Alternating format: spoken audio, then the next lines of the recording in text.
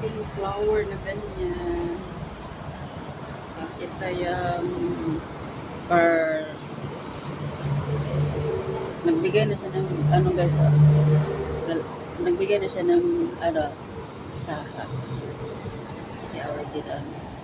Ito yung una, tapos may, na siya, may saka. Ito naman may dalawa. Pabilang ko to ni ma'am ng ng malaking taniman. Yan. Dala namin sa kapatid niya. Kasi kapatid niya guys, maraming flowers. Yan. Diba? Saya ni ma'am dyan. Sabi niya, beautiful daw. Siyempre, mana yan sa katulong mo ma'am na beautiful. Diba? Proud tayo dyan. Beautiful ang katulong ni ma'am guys. Alam na yun. So, kung beautiful ang flower, beautiful ang nag-alaga, no?